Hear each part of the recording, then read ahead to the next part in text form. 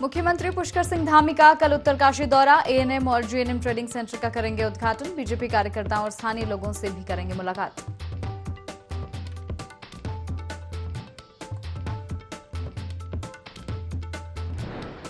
प्रदेश में लव जिहाद की घटना को लेकर सीएम धामी सख्त। पुलिस अधिकारियों के साथ की बैठक। कहा, लव जिहाद में संलिप्त लोगों के खिलाफ होगी कार्रवाई।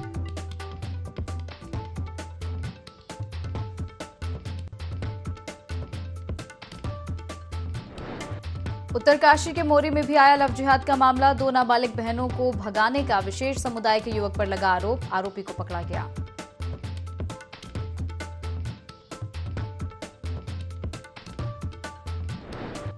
प्रदेश में नदियों के किनारे हो रहे अवैध अतिक्रमण को हटाने के लिए सीएम धामी ने दिया निर्देश। कहा, नदियों के किनारे रहने वाले लोगों के नियमितीकरण को लेकर सरकार गंभीर। धर्म की आड़ में की अतिक्रमण के खिलाफ होगी कड़ी कार्रवाई।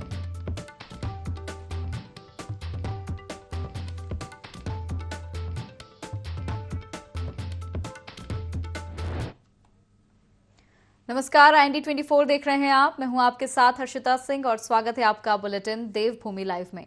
उत्तराखंड में लगातार बढ़ रहे लव जिहाद मामलों को लेकर प्रदेश के मुख्यमंत्री पुष्कर सिंह धामी सख्त नजर आए। उन्होंने कहा कि अगर कोई भी लव जिहाद मामले में संलिप्त पाया जाता है तो उस पर गंभीरता से कार्रवाई की जाएगी। उन्होंने कहा कि प्रदेश में सत्यापन अभियान भी तेजी से चलाया जा रहा है। लव जिहाद को लेकर पुलिस के अधिकारियों के साथ बैठक की जाएगी।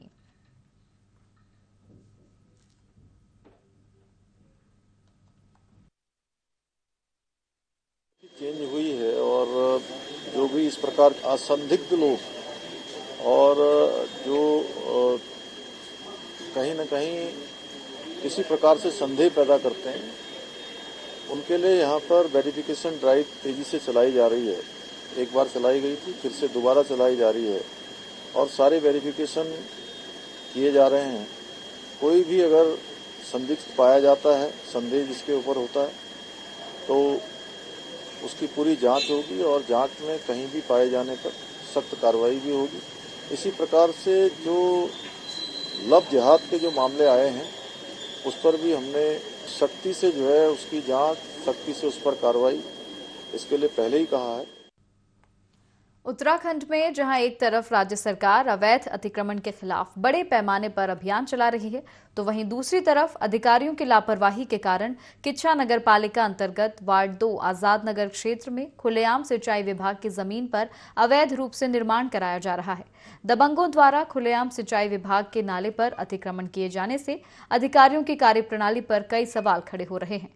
मामले को लेकर खुद आम नागरिक प्रशासन को लिखित शिकायत कर चुके हैं। बावजूद इसके विभागीय अधिकारियों ने अभी तक कोई कार्रवाई नहीं की है। वहीं मीडिया द्वारा जानकारी दिए जाने के बाद किच्छा एसडीएम कौस्तुभ मिश्रा ने जांच कर कार्रवाई का भरोसा दिया है।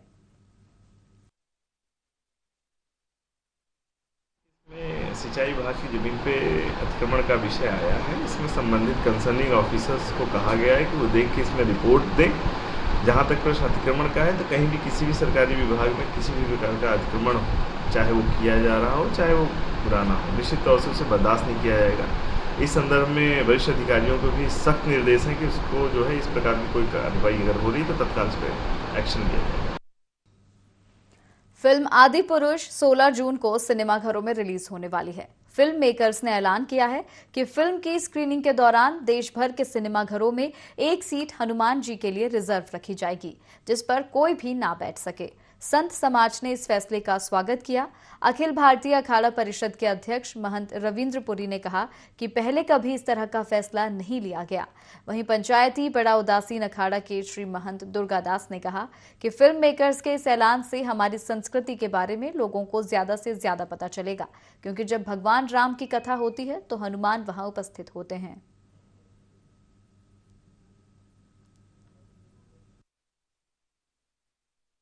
किसी मेकर ने ऐसी फिल्म नहीं बनाई कि हाल में एक सीट हनुमान जी के लिए रखी जाएगी। हमारे कथा प्रवचन जब होता है तब हनुमान जी को आसन दिया जाता है। तो मैं ऐसे साधु व्यक्ति को, जो ये मेकर है, जो इसका ये डायरेक्टर है, मेरी ओर से आपको बहुत बहुत आशीर्वाद। ये दक्षिण भारतीय जो मेकर है जिसने फिल्म बनाई है, हम हाल पूरा बुक करेंगे और ये फिल्म देखेंगे। फिल्म के माध्यम से है जो पूरे समाज में लाया कि जब भी रामायण होती है या भगवान की कथा होती है तो वहाँ है जो भगवान जरूर विराजते, हनुमान जी जरूर विराजते हैं। इस आस्था को लेकर जो उन्होंने सभी सिनेमा घरों में एक जो सीट रखा है वो आस्था का केंद्र है। बॉलीवुड वाले जो है पश्चिमीकरण में, पश्चिमी सभ्यता में ज्यादा है जो वो लीन होते हैं। फिल्म देखने से क्या होता है, लोगों को शिक्षा मिलती है, तो शिक्षा के कारण है जो किसी भी फिल्म की स्टोरी जो है शिक्षा के रूप में हो जो समाज को एक दिशा दे। उत्तरकाशी से 2 नाबालिग बहनों को भगाने का मामला सामने आया है। आरोपी पर अपना नाम गुड्डू बताकर नेपाली मूल की 2 नाबालिग सगी बहनों को भगाकर ले जाने का आरोप है। स्थानीय लोगों को जैसे ही इसकी भनक लगी तो आरोपी को पकड़कर पुलिस को सौंप दिया। फिलहाल पुलिस ने मामला दर्ज कर मामले की जांच शुरू कर दी है।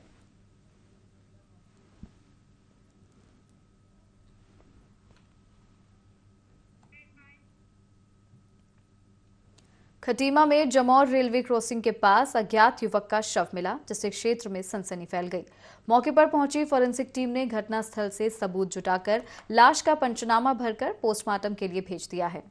खटीमा सीओ वीर सिंह ने बताया कि ग्रामीणों द्वारा सूचना दी गई थी कि रेलवे क्रॉसिंग के पास एक युवक का शत विक्षत शव मिला है, जिसके बाद पुलिस मौके पर पहुंची। क्षेत्र के अंतर्गत जमौर एक जगह है, तो वहाँ पे एक शव मिला है जो कि अत्यंत क्रिटिकल अवस्था में है। इसका पंचायतनामा की कार्रवाई की जा रही है, उसके बाद इसका पोस्टमार्टम किया जाएगा। उसके बाद ही पता चल जाएगा कि इसकी मृत्यु का। काशीपुर के कोर्ट रोड स्थित ज्ञानार्थी मीडिया कॉलेज में नैनीताल, उधम सिंह नगर लोकसभा के सांसद और केंद्रीय रक्षा पर्यटन राज्य मंत्री अजय भट्ट और बीजेपी युवा मोर्चा के प्रदेश अध्यक्ष शशांक रावत नव मतदाता कार्यक्रम में शामिल हुए, जहां उन्होंने नव मतदाता जागरूकता कार्यक्रम के तहत छात्र छात्राओं को संबोधित किया। साथ ही उन्होंने मीडिया से रूबरू होते हुए कहा कि जो लोग नए मतदाता बने हैं वो लोग एक साथ बैठकर मतदान के महत्व को आपस में शेयर कर रहे हैं। बने हैं वो सब लोग एक जगह बैठकर मतदान के महत्व को शेयर कर रहे हैं आपस में। इसको नव मतदाता सम्मेलन का नाम दिया है कि आखिर वोट का महत्व क्या है, हम वोट क्यों देते हैं, वोट देने से होता क्या है। वोट देने से जब हम अपनी राज सत्ता का चयन करते हैं तो आपने देश और दुनिया में देखा है, अगर गलत वोटिंग होती है तो देश की क्या स्थिति हो जाती है, और जब सही वोटिंग होती है 8-9 साल में ही देश किस तरह से पलटी खा के विश्व के नंबर 1 देशों में आ जाता है। भाजपा ने रुड़की जिला कार्यालय खोलने की तैयारी शुरू कर दी है। मुख्यमंत्री पुष्कर सिंह धामी ने जिला कार्यालय का भूमि पूजन कर शिलान्यास किया। भूमि पूजन में हरिद्वार सांसद, रुड़की विधायक सहित भाजपा के दिग्गज नेता पहुंचे। सीएम धामी ने कहा कि भारतीय जनता पार्टी दुनिया की सबसे बड़ी पार्टी बन गई है। प्रदेश लगातार विकास की ओर बढ़ रहा है। राज्य में भ्रष्टाचार मुक्त सरकार चल रही है। वहीं आगामी कांवड़ यात्रा को लेकर मुख्यमंत्री ने कहा कि सरकार ने कांवड़ यात्रा की तैयारी पूरी कर ली है। यात्रा में आने वाले श्रद्धालुओं का स्वागत करने के लिए प्रदेश सरकार तैयार है। 21 लाख का आंकड़ा अभी तक पार कर गया है, और जब यात्रा पूरी होगी, इस प्रकार से यात्रा में लोगों का इस बार उत्साह है, भक्तों का जो एक सैलाब और उनका उत्साह, चाहे बर्फबारी भी हो रही है, भारी बरसात भी हो रही है, लेकिन उसके बाद भी थमने का नाम नहीं ले रहा है। तो निश्चित रूप से इस बार यात्रा सारे रिकॉर्ड तोड़ेगी, और हमारा प्रयास है कि यात्रा में आने वाले सभी जो भी हमारे तीर्थ यात्री हैं, श्रद्धालु हैं, उन सब की यात्रा सरल हो, आसान हो, सुगमता से हो, उनको किसी प्रकार की परेशानी न हो, उसके लिए लगातार हम प्रयास। जसपुर में भाजपा का जनसंपर्क अभियान लगातार जारी है। इसी अभियान के अंतर्गत वरिष्ठ कार्यकर्ता सम्मेलन का आयोजन किया गया, जिसमें केंद्रीय रक्षा राज्य मंत्री अजय भट्ट भी शामिल हुए। मंत्री अजय भट्ट के आगमन पर बीजेपी कार्यकर्ताओं ने उनका जोरदार स्वागत किया। कार्यक्रम में केंद्र सरकार के कार्यों पर चर्चा की गई। साथ ही मंत्री अजय भट्ट ने कहा कि कार्यक्रम का मुख्य उद्देश्य पार्टी के वरिष्ठ कार्यकर्ताओं को सम्मानित करना है। इन्हीं कार्यकर्ताओं की बदौलत भाजपा विश्व की नंबर 1 पार्टी बनी है। बुजुर्ग हमारे पूजनीय हैं, इसलिए उनका सम्मान किया जा रहा है। कार्यकर्ता सम्मेलन करने का मुख्य उद्देश्य ये है कि अपने परिवार के उन लोगों को सम्मानित करना जिनकी वजह से आज पार्टी विश्व की नंबर 1 की पार्टी बन गई है, तो हम उनको भूल नहीं सकते हैं। वो हमारे आराध्य हैं, वो हमारे लिए बहुत ही उच्च श्रद्धा के पात्र हैं। इसलिए हम जगह जगह जाके अपने वरिष्ठ जनों का आज सम्मान कर रहे हैं। हमारी स्थिति ये है कि हम हमेशा अपनी संस्कृति के आधार पर चलते हैं। बुजुर्ग हमारे आराध्य हैं, उनकी बताए हुए रास्ते पर हम लोग चल रहे हैं, इसलिए वो हमारे लिए पूजनीय हैं। इस भावना से हम उनका आज सम्मान कर रहे हैं। कैबिनेट मंत्री रेखा आर्या ने विधानसभा के सभागार में अधिकारियों और प्रांतीय रक्षक दल के पदाधिकारियों की बैठक ली, जिसमें पीआरडी एक्ट नियमावली के साथ ही पूर्व में हुई बैठकों के अनुपालन को लेकर समीक्षा की गई। बैठक में अब तक के हुए कार्यों की प्रोग्रेस रिपोर्ट ली गई। अधिकारियों ने मंत्री रेखा आर्या को हर बिंदुओं से अवगत कराया। वहीं मंत्री रेखा आर्या ने कहा कि उत्तराखंड में पीआरडी एक्ट बनने जा रहा है। इस एक्ट में हमारे पीआरडी जवानों के लिए कई व्यवस्थाएं की गई हैं। आवश्यकता के अनुरूप पीआरडी जवानों को टेक्निकल, चतुर्थ श्रेणी और अन्य विभागों में समायोजित किया जाएगा। वहीं गर्भवती महिलाओं को भी आने वाले समय में मातृत्व अवकाश का लाभ मिलेगा।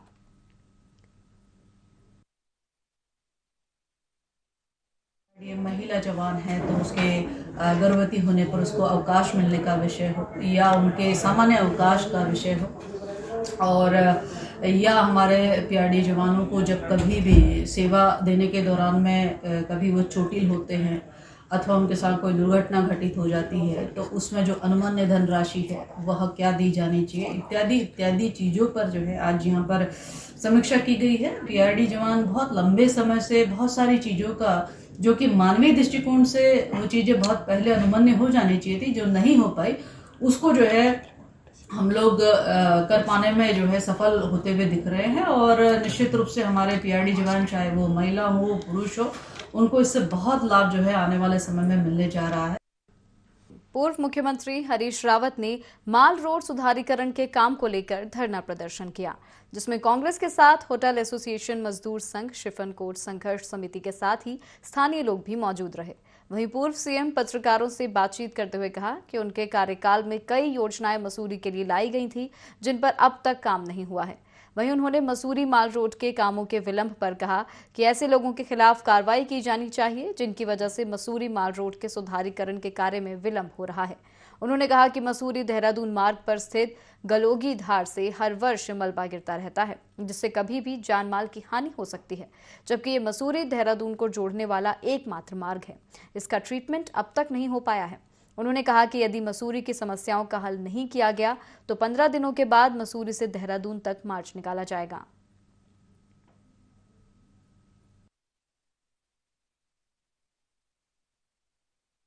आप मसूरी के लिए, लेकिन उनके पास कोई जवाब नहीं है। वो भारत भ्रमण में तो लगे हैं, लेकिन जो उनकी विधानसभा है उसमें उनका कोई ध्यान नहीं है। आज हमारे पूर्व मुख्यमंत्री हरीश रावत जी यहाँ आए हैं और मसूरी की समस्याओं की जो ज्वलन समस्या है उनको लेकर यहाँ पर बैठे हैं। उन्होंने भी अपने वक्तव्य में कहा है कि जो मेरे ड्रीम प्रोजेक्ट थे मसूरी के लिए, वो जैसा मैंने छोड़ा था आज जस के तस है, उन्हें आगे कहीं नहीं बढ़ाया गया है।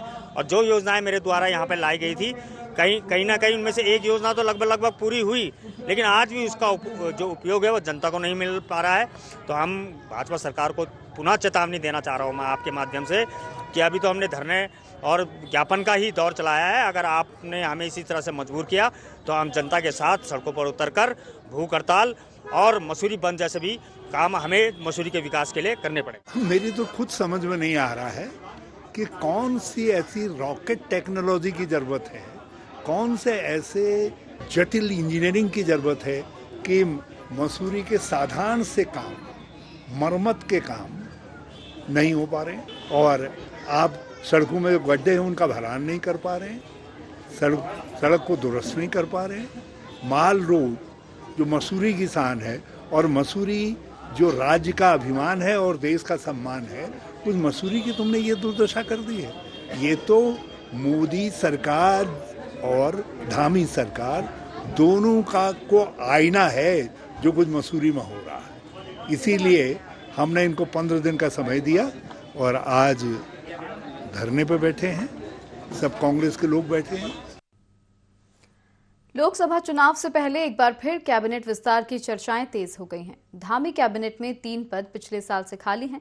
वहीं हाल ही में कैबिनेट मंत्री चंदन राम दास के आकस्मिक निधन के बाद मंत्रिमंडल के 4 पद रिक्त चल रहे हैं। बीजेपी के कई विधायक धामी कैबिनेट में जगह मिलने की उम्मीद लगाए बैठे हैं, लेकिन कैबिनेट की चर्चाओं के सवाल पर मंत्री गणेश जोशी जवाब देने से बचते नजर आए।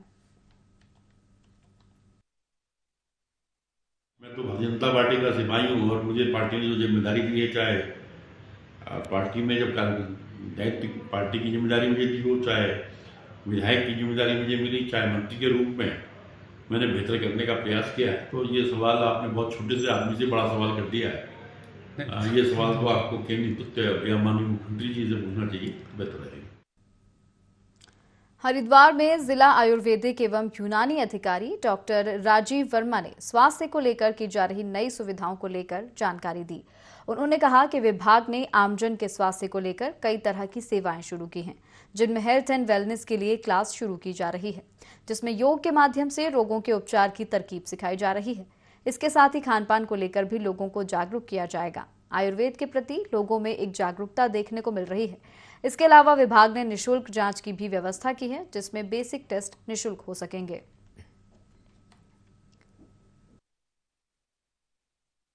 हमने 12 अस्पताल को अपने जनपद में हरिद्वार में अपग्रेड किया है, उनको हेल्थ एंड वेलनेस सेंटर की तरफ बढ़ाया है।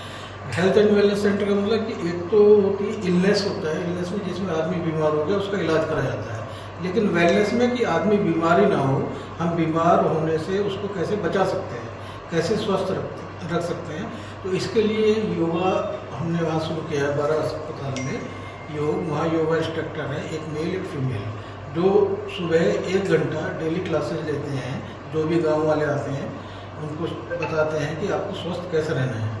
दूसरी बात, खान पान क्या करनी है, दिनचर्या कैसी है, ऋतुचर्या कैसी है, ये सब हमारे इन 12 अस्पताल में हम लोग, हमारे डॉक्टर्स जो हैं वो उनको समझाते हैं। लोहाघाट के तल्ला चांदमारी मोहल्ले में लंबे समय से नालियां क्षतिग्रस्त होने से गंदगी सड़क पर बह रही है, जिससे राहगीर परेशान हैं। इसी कड़ी में आक्रोशित ग्रामीणों ने नाली निर्माण और बंद पड़ी नालियों को खोलने की मांग को लेकर प्रशासन के खिलाफ जोरदार प्रदर्शन किया।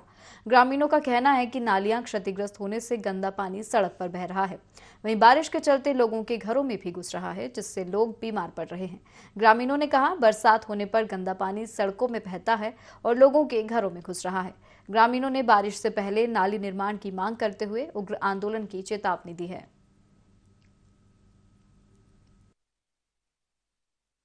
एक साल से ऊपर हो गया, ऊपर से पीट बहाते हैं, बहुत गंदा हो रहा है। यहाँ कोई देख रेख नहीं, कोई ग्राम पंचायत ध्यान नहीं देती, कोई देखने वाला नहीं है, कोई सुनने वाला नहीं है। हमारा तो जीना हराम हो गया है। जिठानी हमारी 6 महीने एडमिट होके आई है, ये बगल में रहती है। देखो आगे घर के आगे दिखाई पड़ रहा, अपने आप दिखाई पड़ रहा है, ये कैसा हो रहा करके बहा देते ऊपर से, ऊपर से। 9वें अंतर्राष्ट्रीय योग दिवस की थीम हर आंगन योग के तहत 36वीं वाहिनी ITBP लोहाघाट के हिमवीरों ने योग किया। सेनानी धर्मपाल सिंह रावत के निर्देश पर लोहाघाट के प्रसिद्ध पर्यटन स्थल कोली ढेक झील के किनारे हिमवीरों ने योग किया।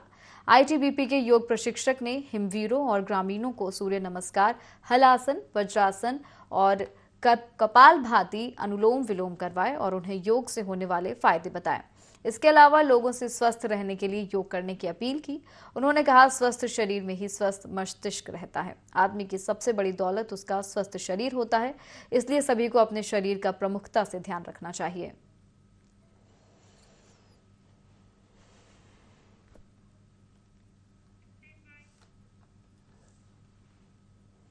बढ़ेंगे अगली खबर की ओर। किच्चा कोतवाली क्षेत्र में एक घर में चल रहे धर्मांतरण के खेल की जानकारी से मौके पर हंगामा शुरू हो गया। बताया गया कि विदेश में रहने वाले 2 लोगों ने अपने एजेंटों के माध्यम से स्थानीय लोगों को प्रलोभन देकर धर्मांतरण के लिए उकसाया। मामले की सूचना पर भाजपा और हिंदूवादी संगठन के कार्यकर्ता मौके पर पहुंचे, लेकिन दोनों मुख्य आरोपी मौके से फरार हो गए। वहीं पुलिस ने 2 महिलाओं सहित 4 लोगों को पूछताछ के लिए हिरासत में लिया है। SP सिटी मनोज कुमार का कहना है कि फिलहाल मामले की जांच की जा रही है।